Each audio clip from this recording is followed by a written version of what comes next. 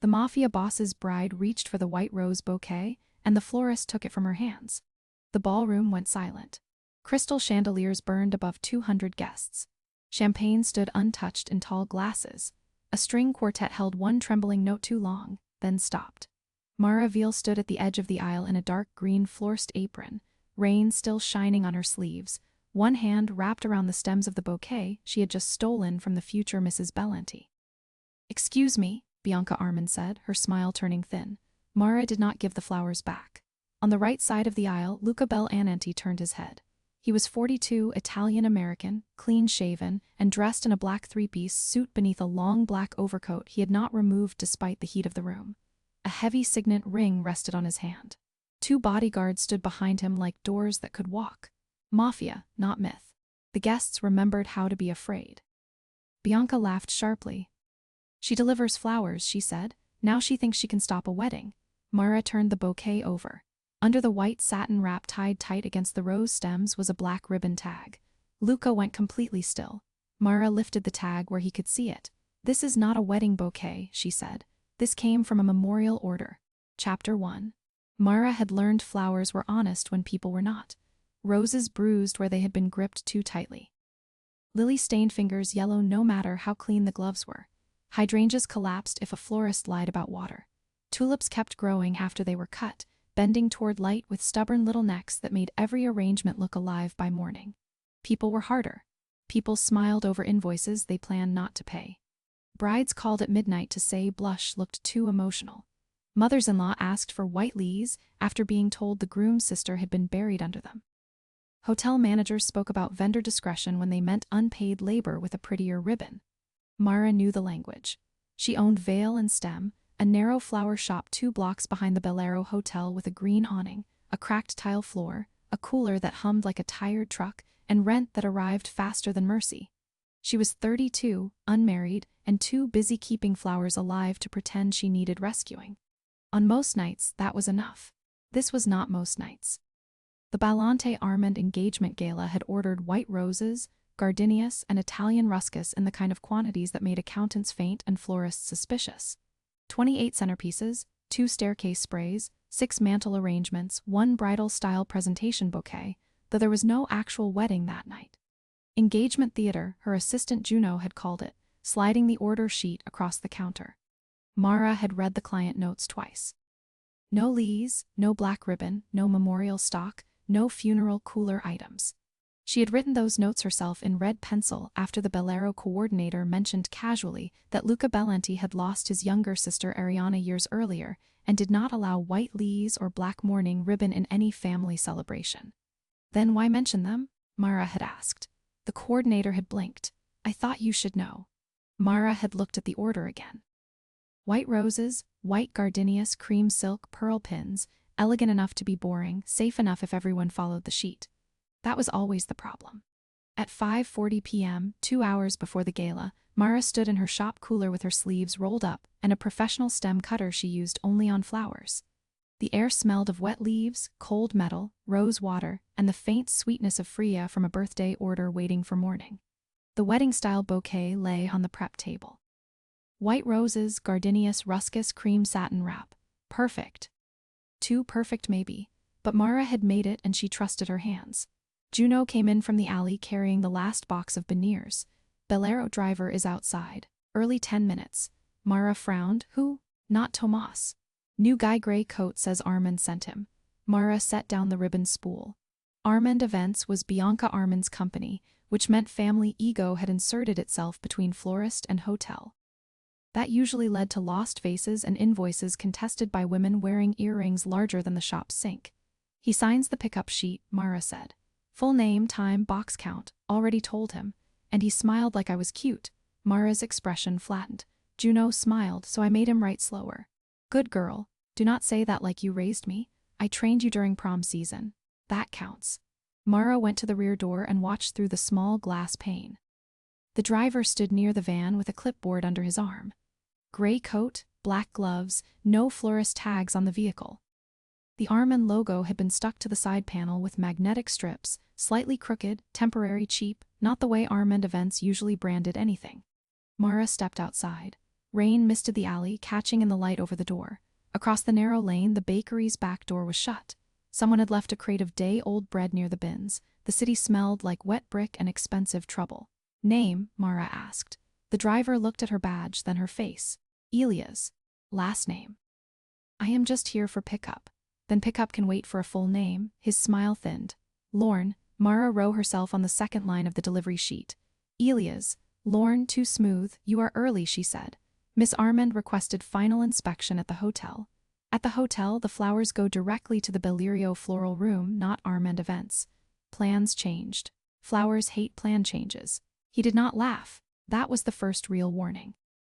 Men who found florists beneath them usually laugh too much, especially when they wanted something. This one saved his reactions as if they cost money. Mara made him wait while she checked every box. Centerpieces, stair sprays, mantelpieces, veneers, Dablin bouquet. She lifted at last and ran her fingers under the satin wrap out of habit. Smooth cream ribbon her knot. She looked at the driver. "No one opens this until I arrive. You are coming. I install my own gala orders." Miss Armand said the hotel staff could place them. "Miss Armand does not own my stems until I am paid." His eyes cooled. Mara smiled without warmth and handed the bouquet to Juno instead of him.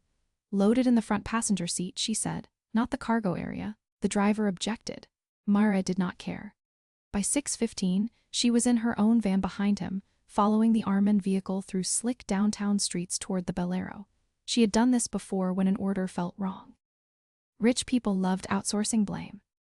A florist who stayed with the flowers until they were placed had fewer mysteries to solve later. At 6:27, 3 blocks from the hotel, the Armand van turned left instead of right. Mara sat up. "No," she said to the windshield. Juno, beside her, looked up from the invoice tablet. "What?" "Bellirio loading is right." The van turned into a service court behind the Grand Lumen, the Bellirio's sister hotel. Different kitchen, different floral room, different coolers. Mara parked behind it. The driver got out fast. So did she. "Wrong hotel," she called. He kept walking. Mara followed him into the service entrance past a line of rolling racks and silver carts covered in linen. A prep cook looked at her apron and did not stop her. People carrying flowers were invisible in hotels. That was one reason they saw everything. She found the van's cargo door open. The bouquet was gone. Her stomach tightened. "Where is it?" The driver turned with empty hands. "What?" "The bouquet." "Hotel took it." "Which hotel?" "Bellirio, we are not at the Bellero." He shrugged. That was when Mara saw the black ribbon on the floor. Not much. A foreign scrap near the wheel of a linen cart. Matte black, narrow, pre-cut memorial ribbon. Her shop used black ribbon only for funeral pieces, condolence sprays, and one very strange theater commission involving ravens. The Bell anti-order had none. She had checked. Mara picked up the scrap with tissue from her apron pocket. The driver stepped toward her. Juno's voice came from behind them. "Mara," not loud. Warning enough, Mara turned. At the far end of the service corridor, Bianca Armand stood with a hotel captain and a tall woman in silver heels. Between them, on a prep table beneath harsh fluorescent lights, lay the Bell anti-bouquet. Open, unwrapped, being retied. Mara saw white roses, ruscus, satin, and lilies. White leaves tucked deep near the center where the cameras would not catch them until Bianca lifted the bouquet. Funeral leaves. Her hand closed around the black ribbon scrap. Bianca turned as if feeling the stare. For 1 second, both women looked at each other across a corridor built for service workers and secrets. Bianca smiled.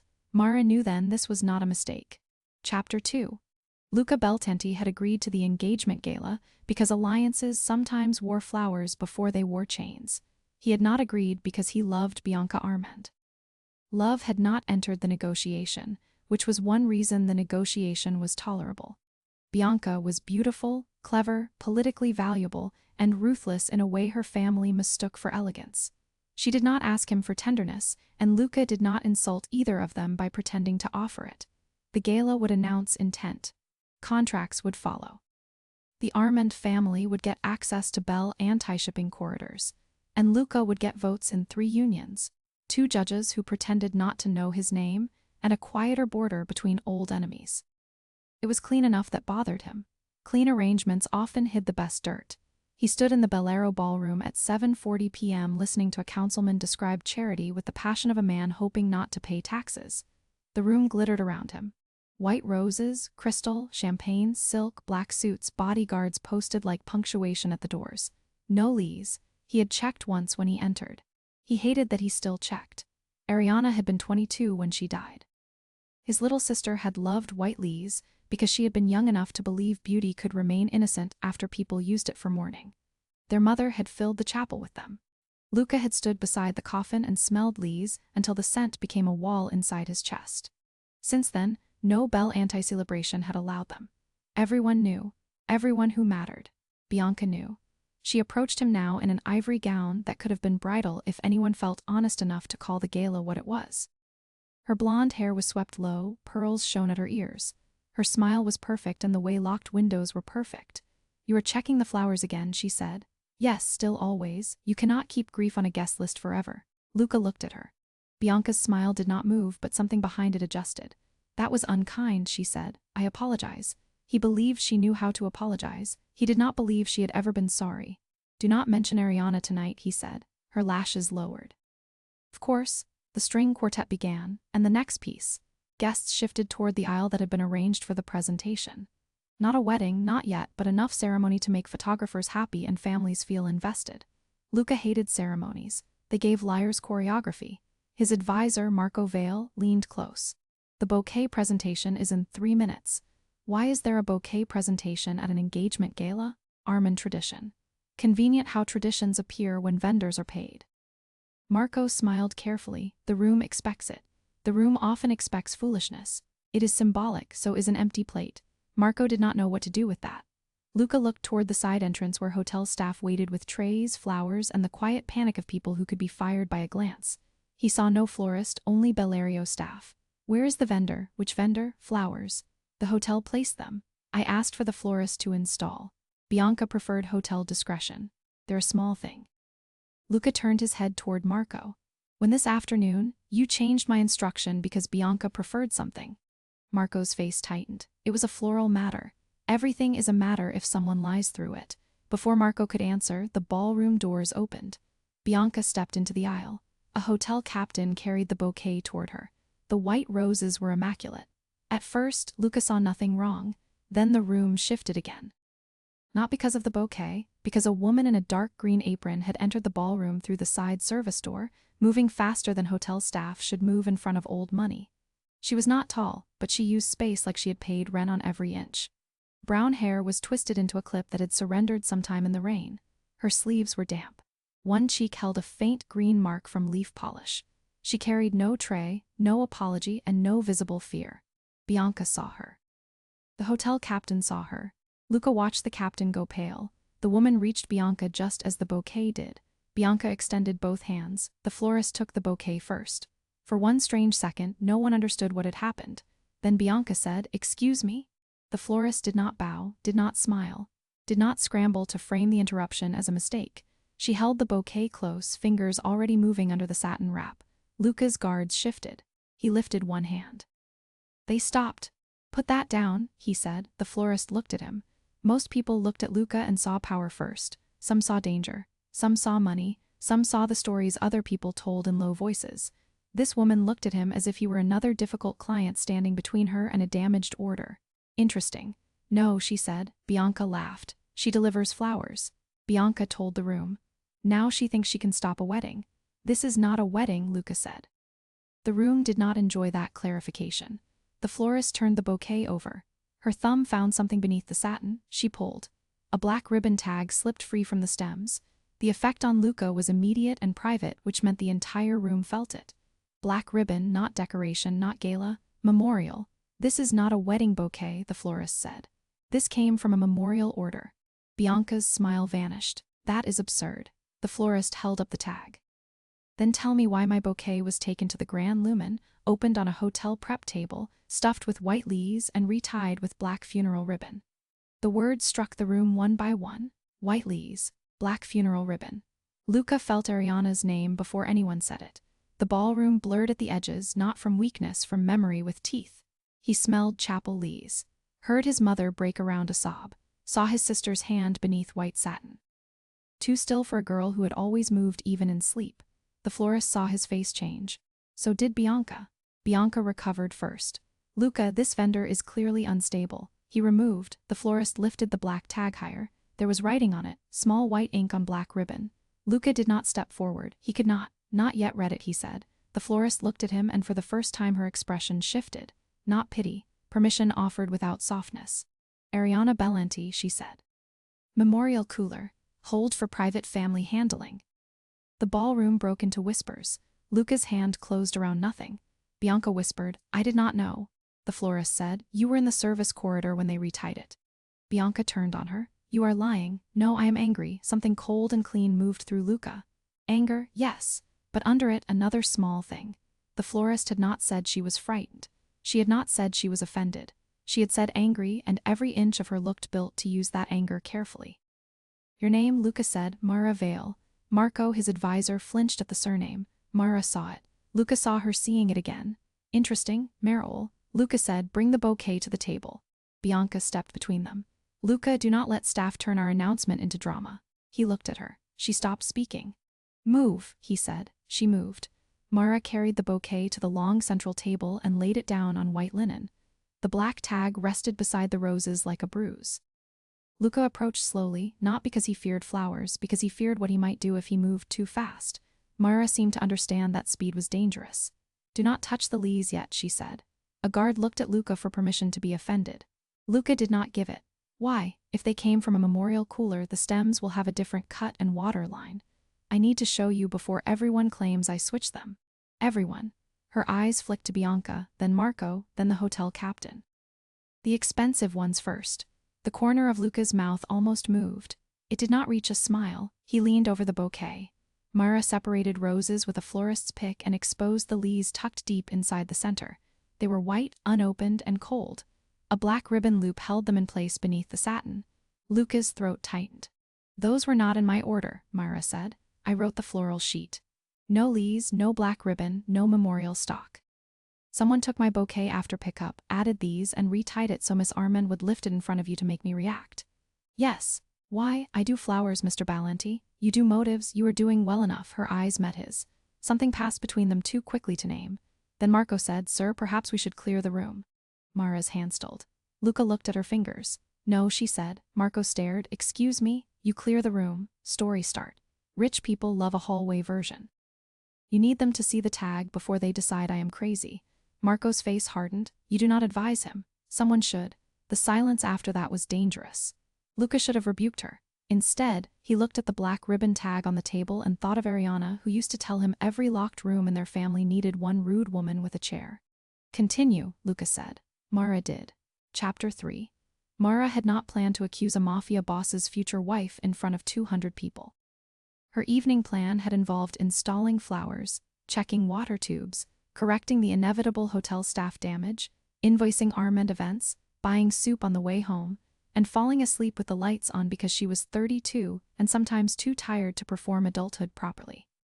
Now, she stood at the center table of a Bellero ballroom, with Luca Bellanti watching her hands and half the room hoping she would be destroyed before dessert. Fine. She had worked Valentine's Day with a broken cooler and 300 men who thought roses fixed betrayal. She could handle a ballroom. The leaves were inserted after pickup, she said. She pointed to the stem ends without touching them. My shop cuts wedding stems at a sharp angle and wraps them with wet cotton before transport. These lily stems are blunt cut and cold burned at the edge. They came from a memorial cooler likely held near freezing. Bianca laughed once. You expect anyone to believe a florist can tell that? Mara looked at her. You expect anyone to believe a bride cannot tell funeral ribbon from wedding satin? The guests whispered again. Good whispers were bad for private truth, but useful for public pressure.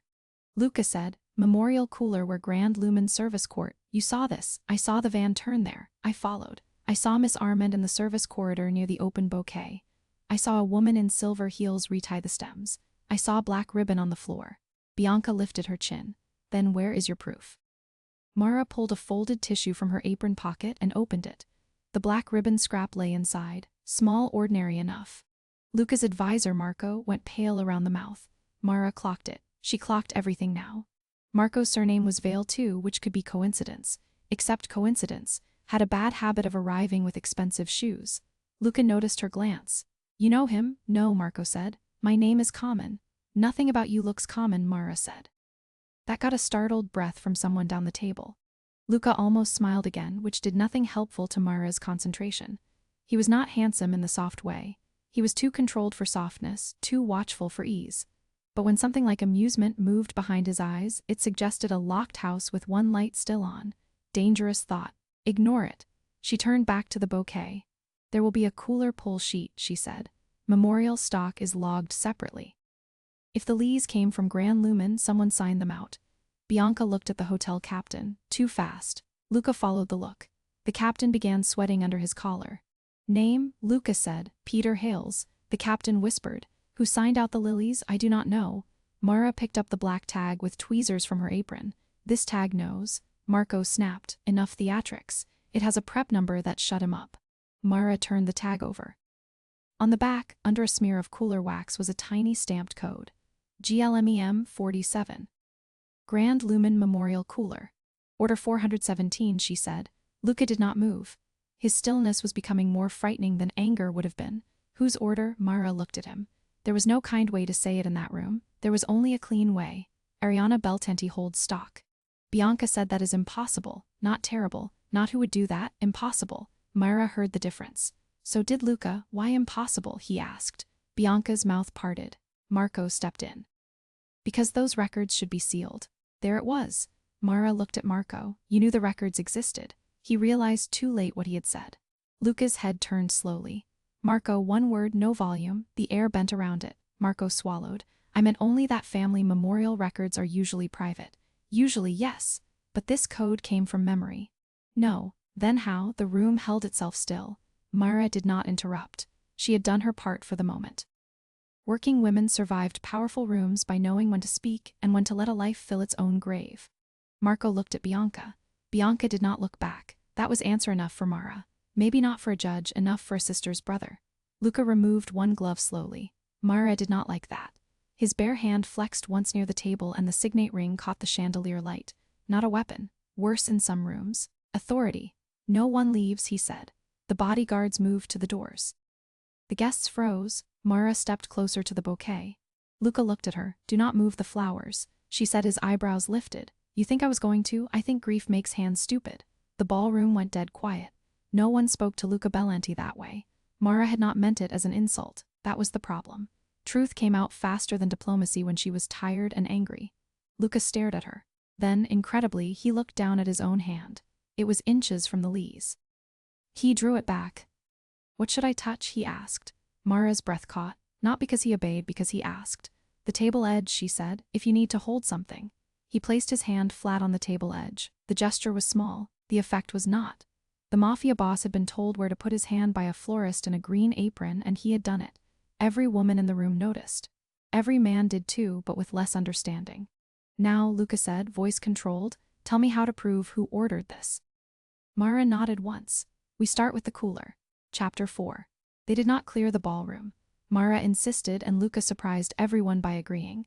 Instead, he moved the guests away from the central table and had the quartet play again softly because silence gave panic too much room. Champagne was removed. Doors were held. Phones were collected from the inner circle, but not from every guest because Mara said making 200 rich people surrender phones would create more spectacle than truth. Luca listened. That kept unsettling her. He looked like a man built to command stone, weather, and old debts. He should have dismissed every word from a florist with wet sleeves. Instead, he kept turning toward her as if her practical knowledge had become the only stable object in the room. Grand Lumen Cooler, he said as they crossed the service corridor between hotels. Mara walked beside him, not behind. His bodyguards hated it. She could feel them hating it, which did not make her shorter. Memorial prep room, she said. Differ from event floral. Why? Because funeral flowers are often held colder and longer. Wedding flowers get handled for shape and color. Memorial stock gets handled for timing and condition. Also because grief has its own paperwork. He looked at her. You say that like you know I do. He waited. She did not elaborate. They reached the Grand Lumen service elevator. The hotel captain, Peter Hales, used a key card with shaking hands. Bianca walked behind them with her lawyer now present, her silver heels clicking like small accusations. Marco stayed near Luca but had gone quiet. Mara watched his hands. Clean nails, no flower residue. A faint black smudge on the side of one thumb. Ribbon wax, maybe. She looked away before he noticed.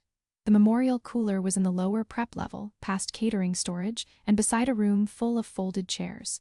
Cold air breathed through the door seal. On the wall hung clipboards, laminated handling notes, and a printed sign asking staff to respect the dignity of memorial orders. Mara almost laughed. Hotels loved dignity when it could be laminated. "Open it," Luca said. Peter did.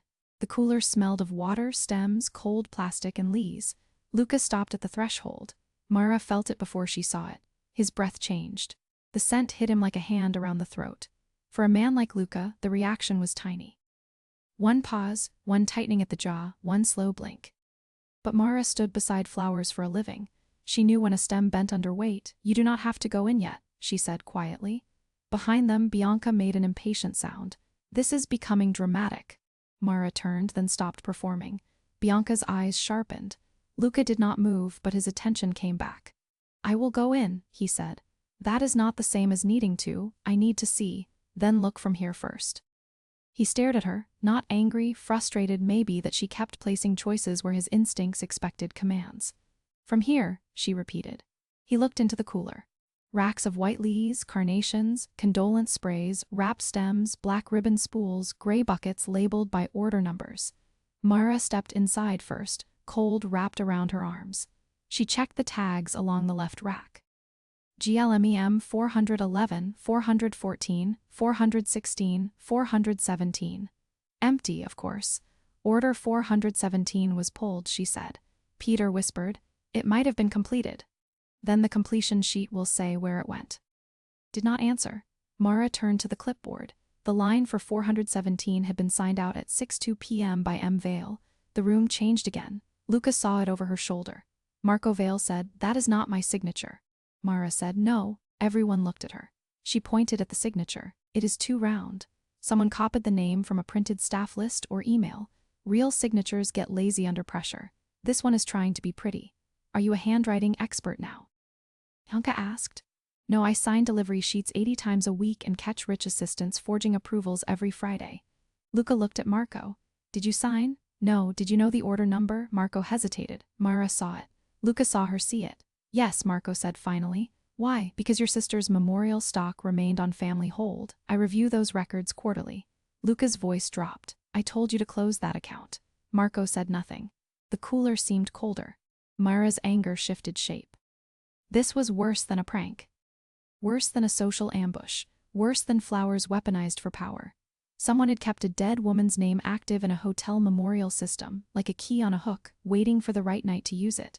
Who had access to the account? Mara asked. Marco looked at her like he wanted to erase her from the room. Luca answered, "Marco, me, my aunt, before she died." "The family office," Bianca said softly. "And your mother?" Luca turned to her. Mara went still. There, not mother is hook, not mother is plot center, but a name dropped to redirect grief toward a safer target. Luca's expression turned unreadable. Mara stepped between his line of sight and Bianca's face. "Not fully, not dramatically." "Enough." "No," she said. Bianca blinked. "Excuse me, you do not get to throw another woman's name into this cooler because you are cornered." The air went sharp.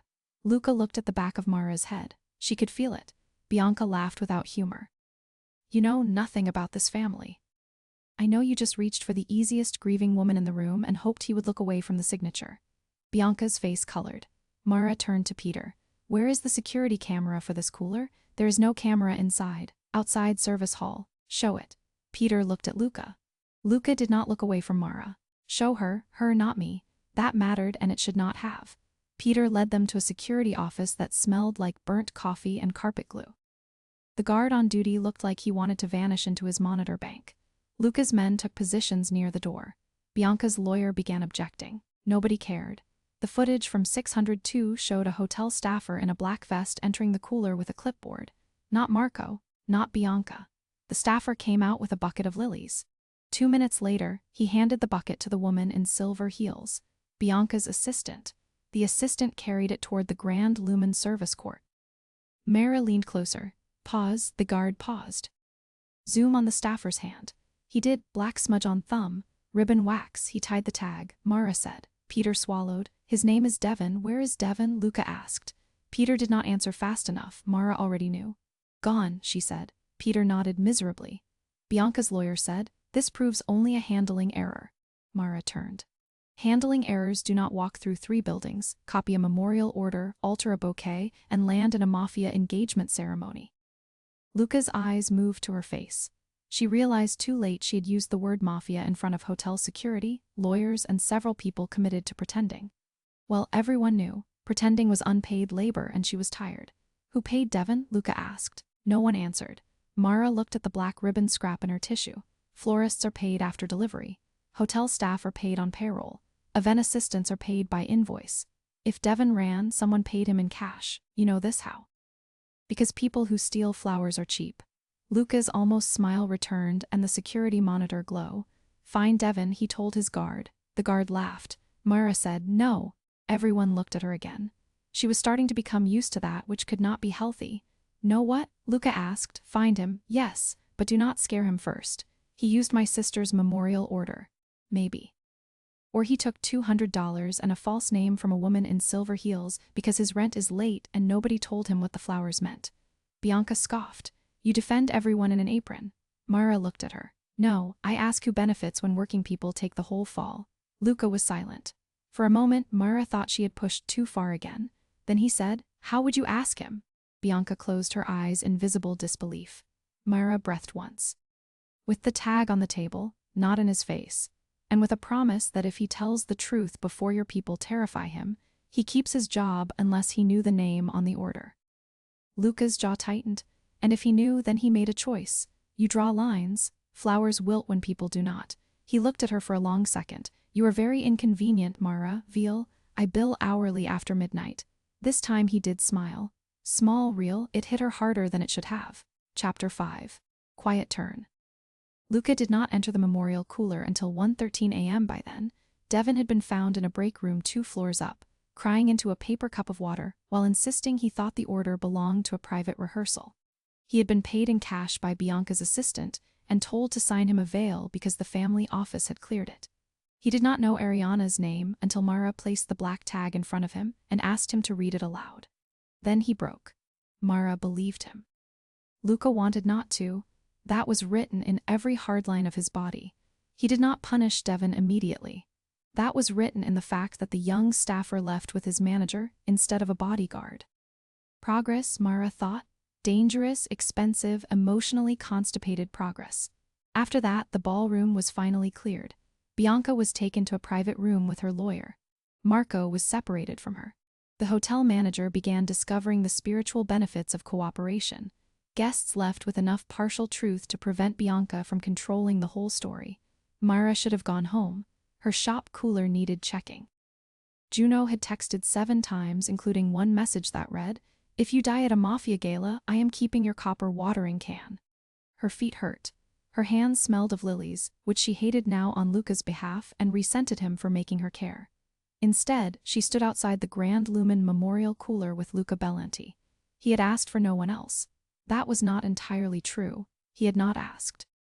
He had simply stopped walking when Mara stopped, and his men had understood something she did not want to define. The corridor hummed with refrigeration. Far away, someone rolled a cart. The hour was too late for flowers and too early for forgiveness. You do not have to go in, Mara said. Luca looked at the cooler door. You said that before. It remains true. Truth is not always useful. It is almost always useful. People just dislike the invoice. He turned his head. Do you ever soften anything? Peonies, hydrangea stems. Bad news for old women who already know, not for me. You have enough people softening things for you. His gaze returned to the door. Yes, the agreement was quiet. It did something to Mara's chest. She folded her arms to keep from reacting. Why Lees? She asked. Ariana loved them. Before they became funeral things can be 2 things. Not in my house. The answer came too fast. There it was, not arrogance. Injury with architecture around it. Mara leaned back against the wall. My father hated chrysanthemums. Luca looked at her. He said they looked like flowers trying too hard. Then he died in October and every cheap sympathy arrangement in the city showed up with chrysanthemums because people buy what is available. Did you throw them out? No, I cut them shorter and put them in coffee cans because grief is expensive and I was 24. Luca absorbed that. You kept flowers he hated. I kept what people meant. Silence, not empty. Working. Mara pointed at the cooler door. You keep treating grief like a locked room, but someone just used the key because you refused to look inside. His face changed. Most men reacted badly to being told their pain had become useful to someone else. Luca's first reaction was the flash of danger Mara had expected. His second was harder. He listened. "Say that again," he said. "No." His eyes cut to hers. "No, you heard me. I am not here to make the sentence prettier." For 1 second, the corridor seemed to hold its breath. Then Luca looked back at the door. "What should I do?" The question was quiet enough to be private. Mara looked at the man beside her. Black suit, signet ring, controlled hands, grief so old it had become policy. He could have ordered half the city to bend before sunrise. He did not know how to open a flower cooler. "First," she said, "do not go in like you are entering an enemy room. It feels like one. I know, do you?" "Yes." He did not ask how that earned him more than an answer would have. "Second," she said, "you breathe through your mouth for the first 10 seconds if the scent is too much. Not because you are weak, because lees are dramatic." His mouth almost moved. "Dramatic? Very. They shed pollen on everything and act innocent. You dislike them professionally. Personally depends who ordered them." He looked at her. "Third," she continued before the look became too warm for a cold hallway, "you do not touch anything until you choose one stem, not the order tag, not the ribbon, one stem. Why? Because you need one real flower before you face the paperwork." He was silent for a long time. Then he opened the cooler door. Cold air came out, so did the scent. Luca stopped. Mara did not touch him. Every instinct she had from years of comforting, grieving clients told her where a hand might go. Sleeve, shoulder, wrist. She used none of them. Men like Luca were touched constantly by fear, need, ambition, and strategy. Comfort could become another hand, trying to own his reaction. She stood beside him instead. He breathed once, twice, through his mouth as instructed. Then he stepped inside. The lees stood in white buckets along the left wall. Mara followed, leaving the door open. Luca looked at them as if they might speak. "She used to steal them from hotel arrangements," he said. Mara smiled faintly. "Good for her." She said rich people never noticed missing flowers. Smart girl. She was the word took the temperature down another degree. Mara picked up a clean stem cutter from the prep shelf and handed it to him handle first. He stared at it. "You want me to cut one?" "I want you to choose whether to. What is the difference?" "Everything." He looked at her, then not as the florist who had stopped his gala. As a woman standing with him inside a room he had avoided for years, offering no pity and no escape. Just a tool, a choice, and enough respect not to hurry him. He chose one white lily near the back, small, unopened, not yet dramatic. He cut the stem badly, too high and at the wrong angle. Mara did not correct him. That was difficult. He noticed. Bad cut. Terrible. For the first time that night, Luca laughed. It was not loud, but it was real enough that the cooler seemed less cruel. "You did not correct me. Grief first. When you stop looking like you might apologize to a flower." He held the lily carefully. "Ariana would have liked you." Mara looked away. "You do not know that. She liked women who corrected me. Did she find many? Not enough." Mara's throat tightened. She busied herself with the black tag on the shelf, checking the order code, the ribbon wax, anything that did not involve the way Luca's voice changed around his sister's name. "What now?" he asked. "Now you keep the real stem, not the rigged bouquet. And the tag evidence and Bianca also evidence if you ask the right questions. You think I should not punish first? I think punishment is what men use when they want to feel finished." He looked at her. "And justice? Justice is slower and has better records." "You sound like you have been waiting to say that to someone. I own a flower shop. Everyone owes me money." The almost smile returned. She should not like it. She did anyway. Chapter 6. By morning, the black ribbon tag had become a map. Devon's statement led to Bianca's assistant. The assistant led to an Armand Events invoice coded as Heritage Floral Integration. The invoice led to Marco Vale, who had approved access to the Bell Anti-Memorial records 3 weeks earlier under the phrase Legacy Review. Mara hated rich language. It was always hiding blood or bills. The evidence spread across a Bellario conference table because Luca refused to take it to his family office until Mara had photographed every tag, stem, invoice, and cooler sheet in neutral light. He did not like being instructed. That was obvious. He accepted it anyway, which was more interesting than obedience. "Neutral light matters," he asked as she moved the black tag closer to the window. "Warm light hides wax. Cold light hides water stains. Neutral light lies less. You speak as if light has morals. Light has behavior. People assign morals after invoices." Luca watched her hands. Mara pretended not to notice. Her hands were not pretty in the way gala women curated prettiness. They were nicked from thorns, rough near the thumb, stained faintly green where eucalyptus oil refused to leave. She usually liked them. They were useful hands. Under Luca's attention, they became something else. Scene, she did not have time for that. Marco approved the records. Luca said, did he know what Bianca planned? He says no. Do you believe him? No. Then why is he still breathing your air? Luca's eyes lifted. Mara realized what she had said. That was not advice. No, that was irritation. I find your irritation clarifying. That is a dangerous hobby. Most of mine are. She should have rolled her eyes. She nearly smiled instead. No. Focus. Bianca entered at 8:10 a.m. in a gray suit, looking like she had not slept and was furious at everyone who might notice. Her lawyer followed. Marco was already seated at the far end of the table, face hollow. Mara stood by the window with the black tag and a clear evidence sleeve. Bianca saw her and stopped. Why is she here? Luca did not look at Bianca, because she knows the flowers. This is family business. You put family business in her bouquet. I did not. Mara said. Then you will not mind explaining why your assistant carried order 417 from the memorial cooler. Bianca's lawyer spoke. Miss Armand will not respond to unsupported claims. Mara lifted a folder. Supported claims are in order by timestamp. Luca's mouth changed. Mara ignored it because she was enjoying herself too much already. 602, she said.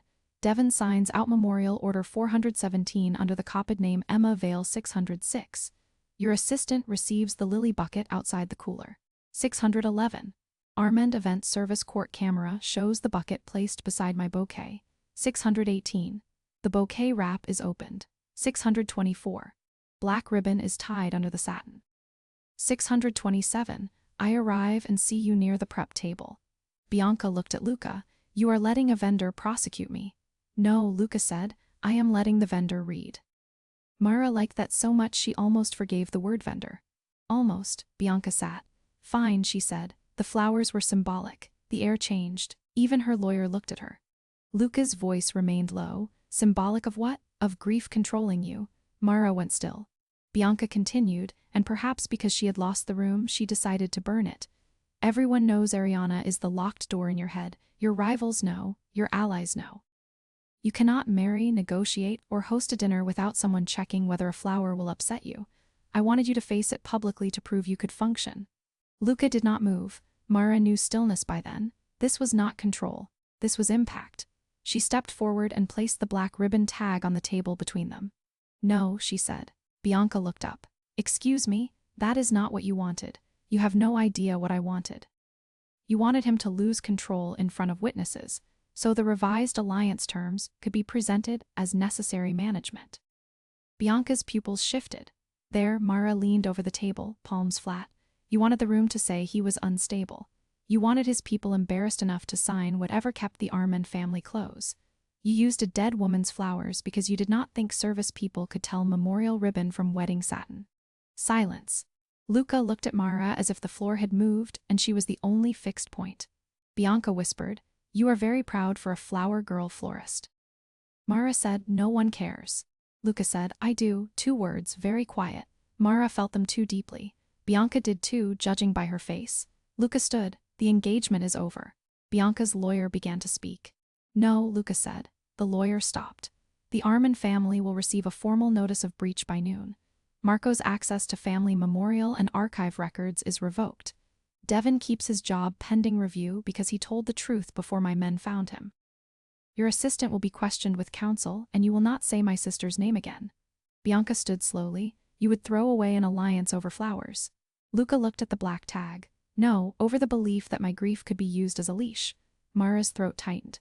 Bianca turned to her. Enjoy being useful. He likes useful things until they ask for too much. Mara held her gaze. Then I will ask exactly. Luca almost smiled. Bianca saw that too. It was the final insult. She left with her lawyer and what remained of her dignity arranged around her like a torn veil. Marco did not leave. He looked at Luca. I did not know she would use Ariana's name. Luca said nothing. I approved the legacy review because Bianca said the memorial holds were a liability. I thought she meant shutting them down. You thought? Luca said. Marco Flint. You did not ask me. Luca continued. You did not ask why the account was still open. You did not ask who had the right to touch it. You decided grief was paperwork. Marco lowered his head. You are dismissed from family advisory pending review. Marco looked stricken. Luca, leave. He left. The room emptied slowly until only Luca, Mara, the tag, and 2 guards outside the glass wall remained. Mara gathered her photos and notes because motion was safer than feeling. You did well, she said. Luca looked at her. Did I? You did not destroy furniture or people. A high standard in your circles, apparently. He breathed something like a laugh, then looked at the black ribbon tag. What do I owe you? Mara's spine stiffened. For the flowers, full payment, rush correction fee, emergency evidence consulting fee, and replacement labor for Juno, who has been running the shop while I stand here ruining your engagement. He stared at her, then he laughed. This one was real. Send the invoice, I will. And for the rest, there is no rest. Mara, do not use my name like a door. His expression changed. Not offended. Checked, I apologize. That stopped her more effectively than arrogance would have. Good, she said, because anything else would come out too soft. May I come to your shop later? Why? To pay the invoice. Use email to return the lease properly. That was better. Annoyingly better. Call first, she said. I will use the front door. I will. Do not bring bodyguards inside unless they buy something. This time his mouth tilted. Understood. Chapter 7. Luca came to Vale and Stem at closing time with 1 white lily, 2 bodyguards, and no overcoat. The bodyguards stayed outside and bought nothing, which Mara considered rude but strategically tolerable. The lily was wrapped in plain brown paper. No black ribbon, no ceremony. He held it like an apology he did not know how to deliver. Mara was behind the counter washing buckets. Her shop smelled of eucalyptus, wet stems, and the end of a long day. Juno had gone home after announcing that if the Mafia boss came by, Mara was legally required to text every detail. Mara had not texted yet. You called first, she said. You told me to. Men say that as if following instructions deserves cake. Does it?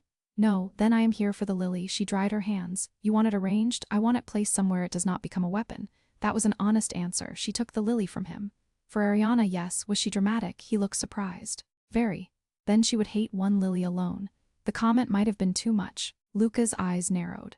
Mara waited. He looked at the single stem. Then slowly she would. What did she like with them? Blue delphinium. She said it made white look less behaved. Mara smiled before she could stop herself. Smart girl. You said that before. She keeps earning it. He watched Mara move through the shop, choosing delphinium, seeded eucalyptus, and 1 small branch of rosemary because remembrance should smell like a kitchen, not only a chapel. Rosemary, he asked for memory. I know the symbolism. Good. Then I do not have to lecture you. Would that disappoint you a little? He smiled faintly. Mara arranged the stems in a simple glass cylinder, no ribbon. She placed it on the side table beneath the shop window, not at the center. There, she said, not funeral, not wedding, just hers. Luca stood before it. For a long moment he said nothing. Then he reached into his jacket and removed an envelope. Mara's entire body rejected it. Absolutely not. He stopped. It is payment. Then leave it on the counter and step away like it might bite. He did exactly that. She opened it. Invoice paid in full. Rush fee included. Staff overtime. Replacement product. Emergency evidence consulting fee which she had added out of spite and now saw he had paid without comment.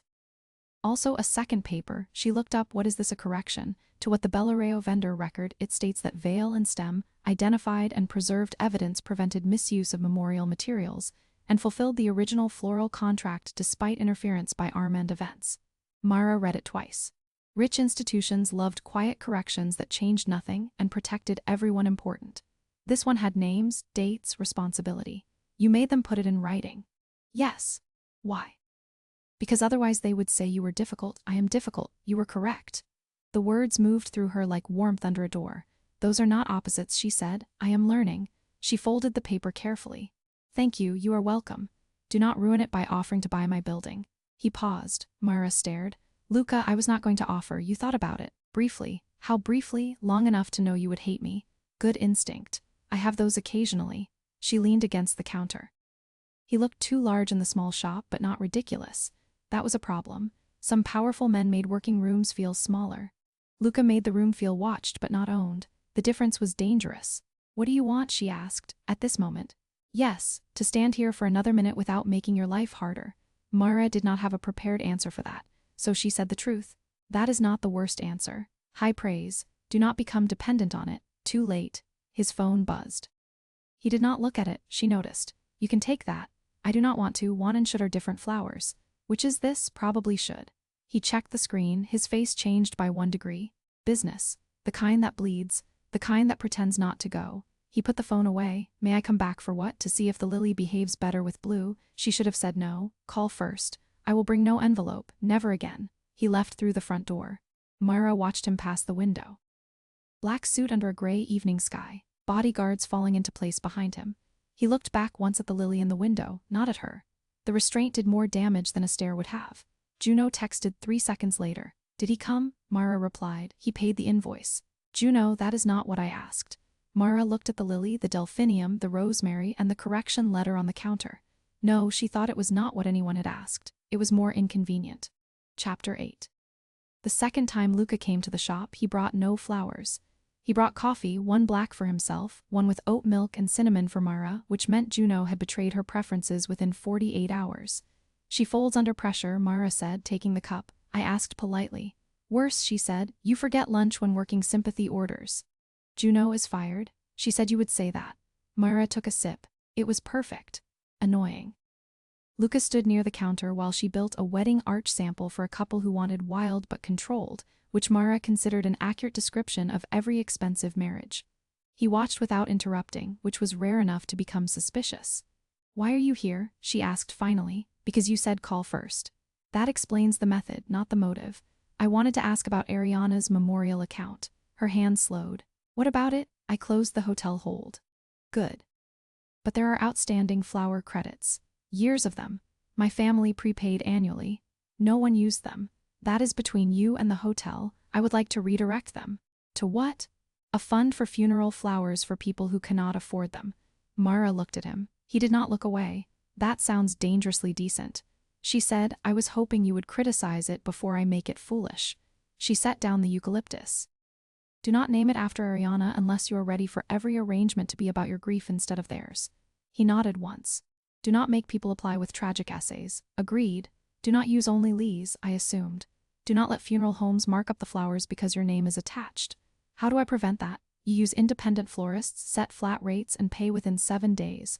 Will you run it? No, the answer came fast. Too fast. He accepted it anyway.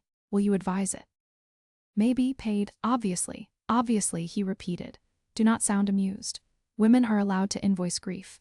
That may be the title of your memoir. My memoir will be called Do Not Touch the Centerpieces. He smiled. Myra liked it.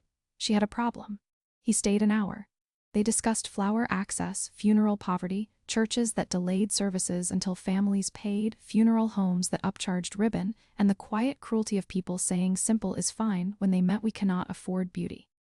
Luca took notes, not on his phone, in a small black notebook. You carry paper? Myra asked. Phones are too easy to search. That was almost charming until the reason. I can work on that. Please do. Near closing, a customer came in for apology roses. He spoke loudly as men buying apology roses often did, explaining to no one that women made things complicated. Myra handed him carnations. He frowned. I asked for roses. You asked for flowers that say you are sorry. Carnations say that.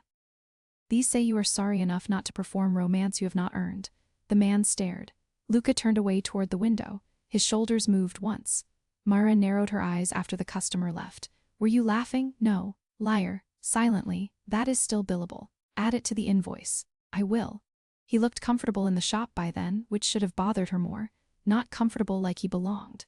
Comfortable like he respected that he did not and still wanted to stand there properly. When he left, he paused at the door. Myra, yes, would you have dinner with me? There it was.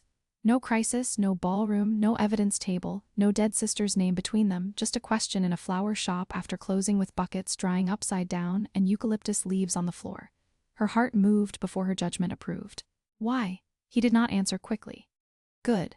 Because you are the only person I know who can make mercy sound like procedure, he said. Because you corrected my grief without humiliating it. Because I want to hear what you say when no one is trying to weaponize flowers.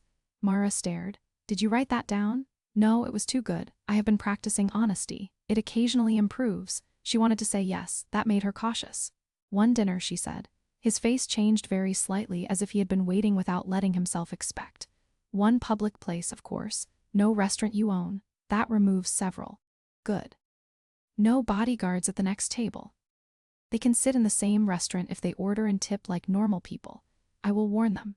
Do that. Friday, Sunday, wedding deliveries Friday, Sunday, and Luca. Yes, no, lilies. His expression softened in a way that did not look weak at all. No Lees. Chapter 9. Their first dinner was at a family-owned Thai restaurant where the owner knew Mara because she had once saved his daughter's wedding orchids from a freezer malfunction. Luca arrived in dark charcoal instead of black. Mara noticed. He noticed her noticing. Too cheerful, he asked. Reckless, I will try to survive. The bodyguard sat 2 booths away and ordered noodles. Mara watched one of them try to understand spice levels with the seriousness of a man negotiating treaty terms. He will suffer, she said. Yes, you warned him. No, cruel, educational. Dinner should have been awkward. It was not. That was alarming. Luca asked about flowers, but not in the decorative way. He asked which stems traveled badly, which brides cried for reasons unrelated to weddings, which funerals were hardest, what clients misunderstood about beauty. Mara answered more than she meant to. He listened as if every practical detail might reveal a law of the universe he had missed. When she asked about his work, he did not insult her with lies. He did not give details either. He said, I keep certain kinds of violence away from people who would otherwise meet it alone. Sometimes I fail. Sometimes I become one of the kinds that should have stayed away. Mara set down her fork. That was honest. Too much. No, but not enough to become noble. I know, do you? I am learning. She liked that answer. She hated that she liked it because it was becoming a pattern. After dinner, he walked her to her van. This vehicle is older than some of my cousins. He said it has better manners. Does it start usually? That is not confidence. That is florist math. He stood beside the driver's door but did not open it for her until she handed him the keys. She watched him wait. You can open it. Thank you. Do you always wait for permission now? With you? Yes. The answer was simple enough to be dangerous. Mara unlocked the van herself because she needed to do something with her hands. Good night, Luca. Good night, Mara. He did not kiss her. That annoyed her for 3 blocks. Then she laughed at herself in the empty van. The second dinner happened a week later. The third was coffee after a funeral order consultation, where Mara told him about the first funeral arrangement she ever made after her father's death. It had been for a woman who loved yellow daisies, and Mara had cried into the bucket because grief for strangers sometimes found the cracks grief for family had left behind. Luca did not touch her hand until she turned it palm up. Then he did. His fingers were warm, careful, and scarred in places that did not match a soft life. You make beautiful things for hard rooms, he said. That is the job. No, he said, that is you. She looked down at their hands. Careful, I am trying, try harder, I can. And he did. 2 months passed in small permissions. He came by the shop after calling first. She met him for dinner when schedules allowed. He funded the funeral flower program through a trust that did not bear his name, then let Mara yell at the draft contract until it respected independent florists as paid professionals instead of charitable decorations. He never sent lees. Once he sent a single packet of delphinium seeds with a note for White to look less behaved. Juno screamed when she saw it. Mara pretended not to. The first kiss came in the shop cooler, which Mara considered inconveniently on brand. They had been arguing about whether the funeral flower fund should include transport costs for rural services. Luca said yes. Mara said yes, but with local florist choice. They both said yes too firmly, which meant the argument was not about the fund anymore. You are impossible, she said, standing between buckets of roses and eucalyptus. You say that when you mean I am not wrong. No, I say different things when you are not wrong. This is impossible. Mara, do not use that voice. What voice? The one that makes simple things complicated. He stepped closer then stopped. Always stopped. It was going to ruin her. May I kiss you? He asked. Her breath caught. The cooler hummed. Flowers waited in cold water around them, dramatic and innocent. Yes, she said. He kissed her like a man who understood permission was not a small thing. Careful first, then warmer when her hand moved to his jacket. He tasted faintly of coffee and restraint, and Mara discovered restraint could break beautifully when invited. When they parted, his forehead rested against hers. No lees, she whispered. He laughed quietly. No lees. Chapter 10. Bianca's final attempt came not through flowers, but through reputation. She gave an interview to a society magazine that never printed truth if access could be substituted. She described the broken engagement as a private grief episode exploited by a vendor with ambitions beyond her station. She did not name Mara, which somehow made it worse. Everyone in the right circles knew. By noon, 3 upcoming clients had paused contracts with Veil and Stem. By 1, a wedding planner suggested Mara issue a polite clarification. By 2, Juno had created a list titled People We Hate in purple marker. Mara was calm until the 3rd cancellation. Then she went into the cooler and threw a bundle of bad carnations into the compost bucket with enough force to alarm the roses. Luca arrived at 3 because Juno called him. Myra was not pleased. "I did not call you," she said. "I know you should not come every time something happens." "I agree. Yet here you are." "Yes, why?" He held up a magazine. "Because this is not something happening. This is something being done." She hated how much she needed that distinction. "I can handle it, I know." "Then why are you here to ask how you want it handled?" That stopped her. He was learning too well. It was making anger harder to use. Mara took the magazine and read the paragraph again. Vendor ambitions, station. The word sat under her skin like a thorn. "She thinks I want her place." Mara said, "Do you?" "No." "Then say what you want." "My contract's back." "Good." "My name not whispered like I seduced a grieving man for flower money." "Also good." "And I want every woman who works with her hands to stop being called ambitious like it is theft." Luca's eyes warmed. "There she is. Do not look pleased. I am furious. I know you enjoy me furious. I respect you furious. Enjoyment is a separate matter." "Luca, yes, I want to answer publicly but not defensively." "Then do that." "With what platform?" "My shop newsletter." "You have a gala next week." Charity garden luncheon hosted by She looked at him. Bianca's aunt. "Convenient. You are suggesting I walk into another rich room with flowers and a point." "No, I am suggesting you walk into a room you already contracted, do excellent work, and choose whether the point comes with it." Myra considered. Then she smiled. Juno from behind the counter whispered, "Oh, that is her scary face." The charity garden lunch and ordered pastel arrangements for 12 tables and a main arch. Mara kept the pastels because she was not unprofessional. She added one thing at each table tied beneath the vase where only seated guests would notice. She placed a small black ribbon tag, not memorial ribbon, matte black printed in white. "Ask who did the work?" No names, no accusations, no scandal, just a sentence. By the time Bianca's aunt found the first tag, half the room had already found theirs. Women turned vases, men frowned, servers smiled into their trays, wedding planners took photos. 3 florists Mara knew texted her within 10 minutes. Luca attended, not as her escort, but as a guest whose presence made several people reconsider their posture. Bianca was there. Of course she was. She approached Mara near the arch after lunch. "Still fond of little tags?" Bianca asked. Mara adjusted a spray of sweet peas. "They keep telling the truth." "You think this makes you look dignified?" "No, my work does that." Bianca's mouth tightened. Luca appeared beside Mara but not in front of her. That mattered. Bianca looked between them. "You cannot possibly think this lasts."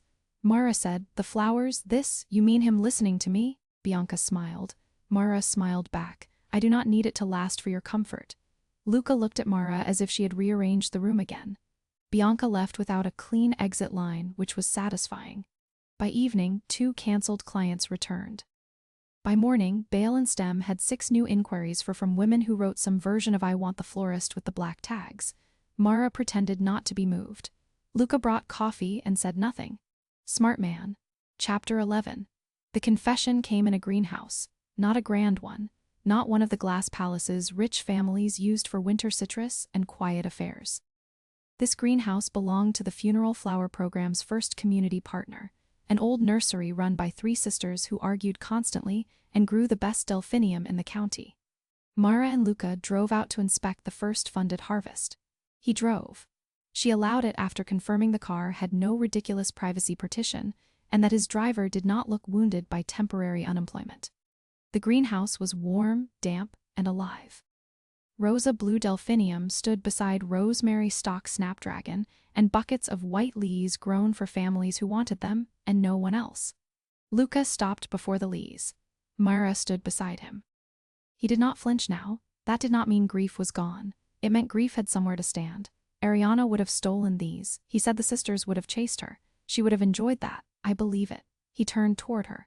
There was soil on his sleeve because one of the sisters had handed him a tray and he had accepted it without looking betrayed by labor. His black shoes had mud on them. He looked less perfect and more present. Mara liked him too much. That had become the truth. Not convenient, not safe, not simple but true. "I love you," he said. The greenhouse did not go silent. Water dripped. Fans hummed. One of the sisters shouted about mislabeled rosemary in the next row.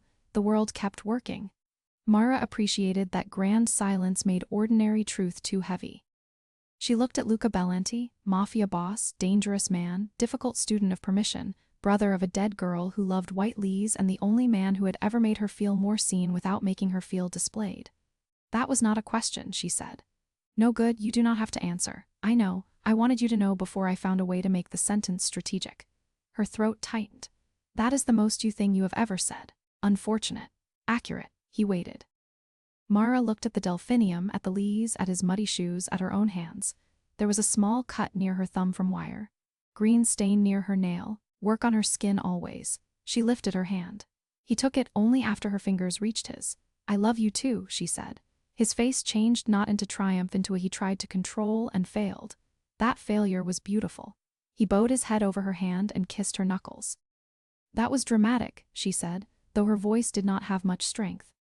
I am Italian and emotionally damaged. She laughed. He smiled against her fingers. Then one of the sisters shouted, if you two are done having feelings, someone important looking is standing on the irrigation hose. Luca looked down. Mara laughed so hard she had to lean against a table. Luca stepped off the hose with dignity that fooled no one. Later in the car, he asked, may I take you to dinner tonight? We are in mud. After mud, romantic, I am expanding my range. Good. I like range. He took her to a small place near the river with no lees, no reporters, and a waiter who treated Luca like any other difficult reservation, because Mara had called ahead and threatened to bring her own flowers if they fussed. They ate. They argued about whether delphinium was too fragile for summer heat. They kissed outside under a street lamp. Not hiding, not performing. For the first time in years, Luca walked through the city and did not scan every flower arrangement for a ghost. He still scanned exits. Mara did too. Now, sometimes love did not remove danger. It taught you who would tell you where the door was. Chapter 12. 1 year after the black ribbon tag, Veil and Stem opened a second cooler. Not for weddings, not for hotels, for the flower fund. It sat in the back room beside the old one labeled in Mara's handwriting. Community orders ask first. The first order inside was not lilies. It was sunflowers, blue delphinium, rosemary, and 3 white roses for a woman named Mrs. Alvarez, whose grandson had come in with cash folded into a library receipt and said his grandmother hated sad flowers. Mara had not charged him. The fund had paid in full 7 days. No pity discount, no tragic essay, just flowers for a hard room. Luca came by before the delivery left. He wore black because some habits did not need to die for a man to grow, but his tie was dark green, chosen by Mara months earlier after she informed him that looking like a beautiful threat every day was visually lazy. Juno approved the tie. Mara pretended not to. You are early, she said. I was told community orders leave at 8. You were told by a traitor named Juno. Juno shouted from the front. I prefer communications director. Luca looked at the new cooler. Ask first, he read. Program rule? Good rule. Mine often are. Yes, he said it without irony. That still got to her. On the wall between the 2 coolers hung the original black ribbon tag pressed under glass. Not centered. Mara would not allow centered shrines. Shrines made people dramatic and impractical. Beside it was the ribbon scrap from the Sir.